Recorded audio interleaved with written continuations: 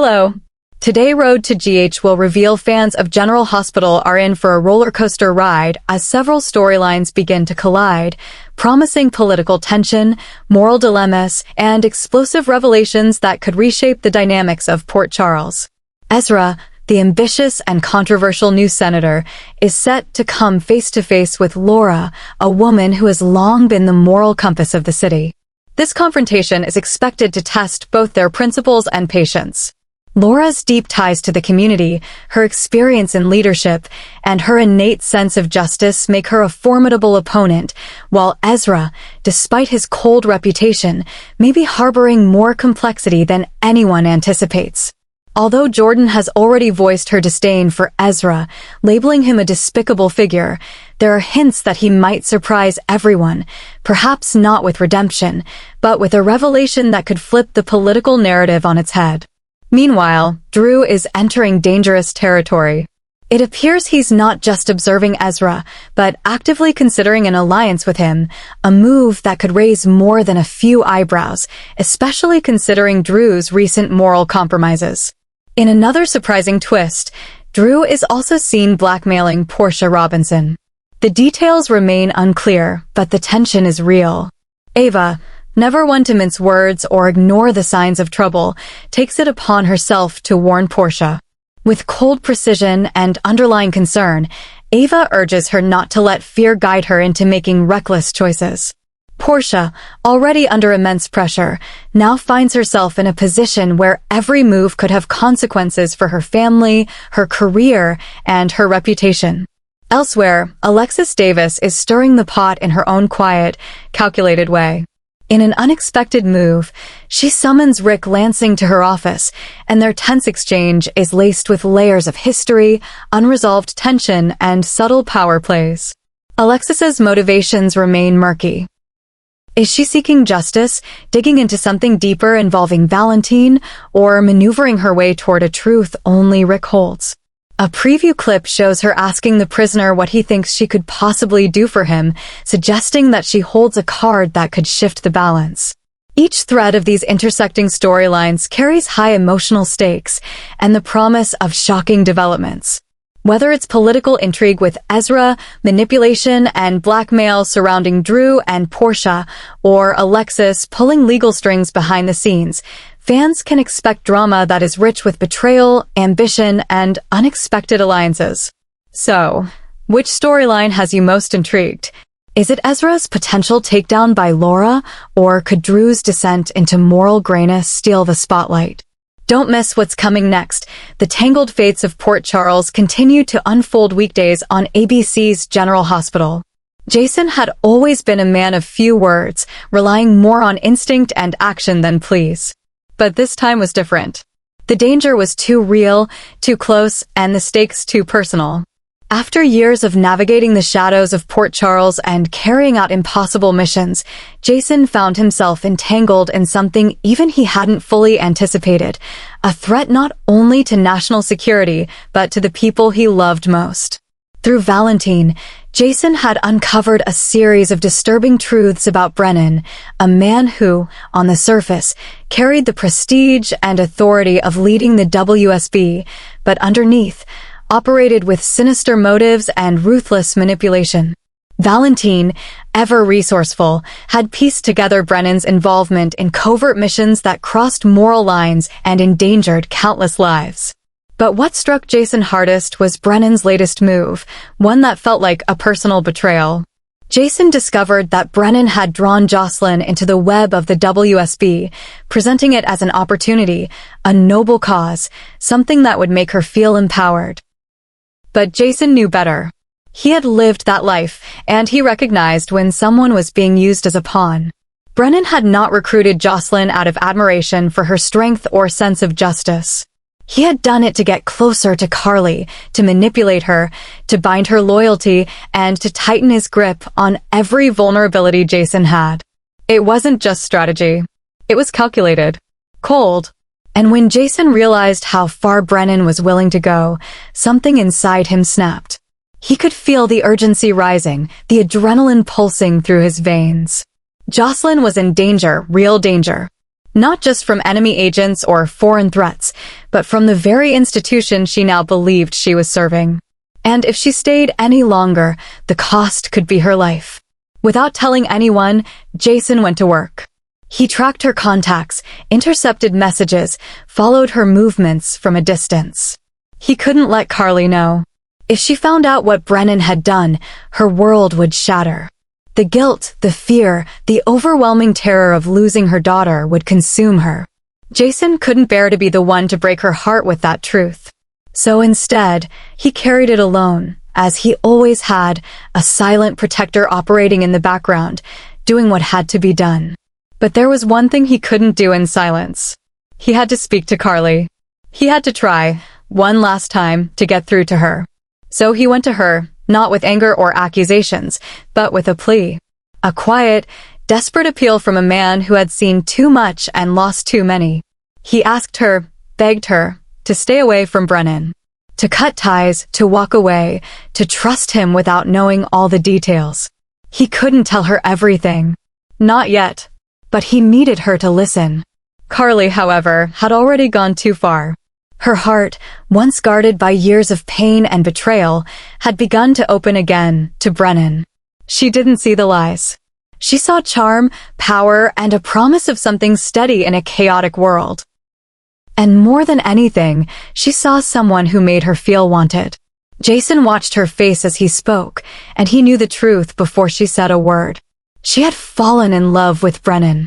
That was what made this situation so much more dangerous than any mission he had faced in the field. Carly's emotions clouded her judgment. She didn't see the predator behind the polished exterior. She didn't see the strings being pulled behind the curtain. And worst of all, she didn't see what Jason saw, the slow erosion of everything she held dear. Jason walked away that day feeling defeated, not in battle, but in something far more intimate, the battle to protect the people he loved from a threat they refused to believe in. He had tried to warn Carly, but her heart had already made its choice. Now, all he could do was continue the fight in the shadows, watching, waiting, and preparing to do whatever it took to save Jocelyn and perhaps, when the truth finally came to light, save Carly from herself. At General Hospital, Lucas found himself increasingly haunted by a storm of anxiety he couldn't quite quiet. Carly, his sister, and someone he had always looked out for, seemed to be slipping into the arms of a man he deeply distrusted. Though she insisted her relationship with Jack was safe, Lucas couldn't ignore the sharp pang of dread that crept in each time he thought about her involvement with someone who had already raised more than a few red flags. As a skilled surgeon, Lucas was trained to recognize warning signs, both physical and emotional, and Carly's blind faith in Jack was the clearest symptom of all. Desperate, Lucas pleaded with Carly to reconsider. He urged her to step back before it was too late, but his words were met with the familiar wall of resistance. Carly stood firm, defending Jack in front of both Lucas and Felicia, assuring them she wasn't with a dangerous man. But Lucas saw the glint in her eyes. That unmistakable mix of defiance and longing that reminded him just how far she was willing to go when she thought she was following her heart. Unable to reach Carly, Lucas turned to someone he had long considered both a colleague and confidant, Elizabeth. In the quiet halls of the hospital, he poured out his concerns, his voice laced with fear and frustration. Liz listened with empathy, her face unreadable as he spoke, though deep down, she shared the same unease. Unwilling to sit idly by, Liz reached out to Rick Lansing, a man with ties to powerful figures and access to information that was usually locked behind closed doors.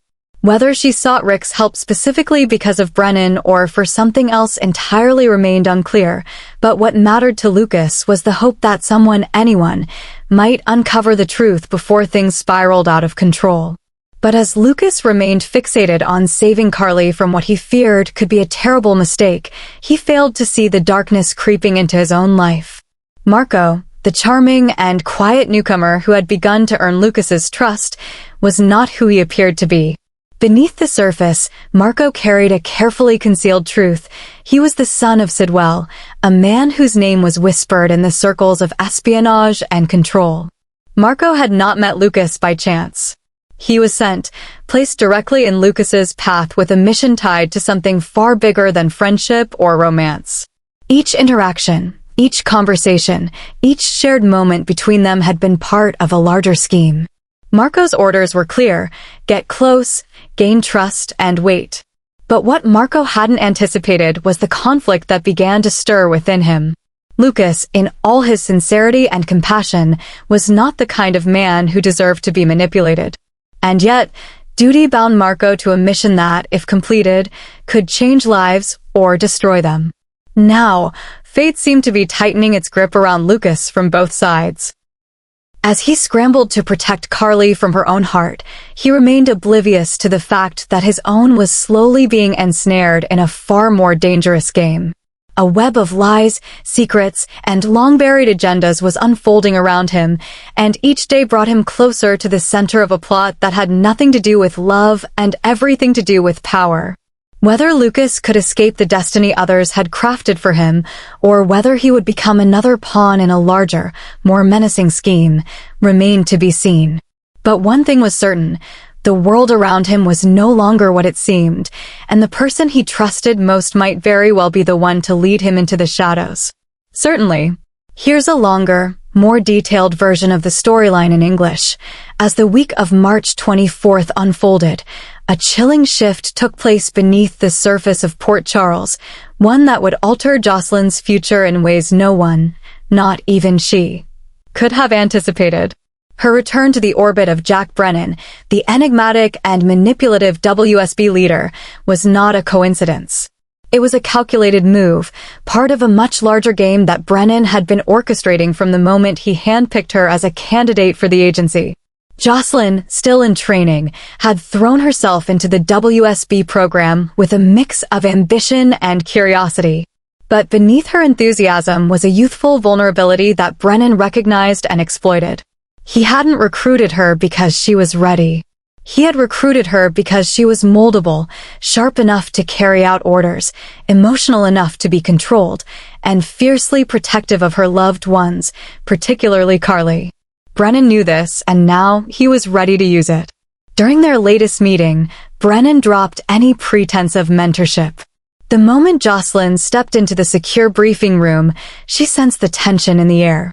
The playful tone he had once used was gone, replaced with cold authority. His eyes fixed on her, calculating and intense, as he delivered his warning. If she so much as whispered a word to Carly about what she was really doing for the agency, she would be removed from the program permanently. No exceptions, no appeals. Her future as a WSB agent would be over. The words struck Jocelyn hard, but it was what came next that shattered the ground beneath her. Brennan, ever the master manipulator, told her a version of the truth, twisted just enough to serve his purpose. He revealed that Carly had recently been poisoned, the work of none other than Valentine. Jocelyn, stunned and horrified, felt the blood drain from her face. She demanded more information, but Brennan offered only fragments, just enough to ignite fury without allowing room for reason. He painted Valentine as a traitor, a dangerous man who had betrayed not only the WSB, but had also attempted to silence Carly permanently. He told her that Carly's recent health scares weren't accidental or stress-related. They were a direct result of a slow, deliberate act of poisoning meant to eliminate her.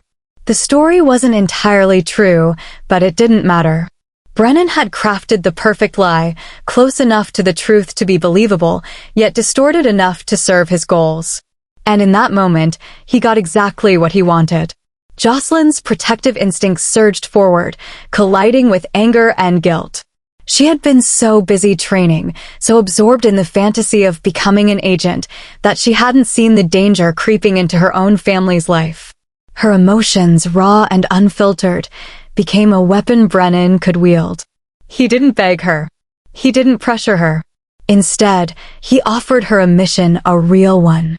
A chance to prove her worth, not just as a recruit, but as someone capable of exacting justice for what had been done to her mother. The objective was clear: eliminate Valentine. No red tape. No questions. Just action.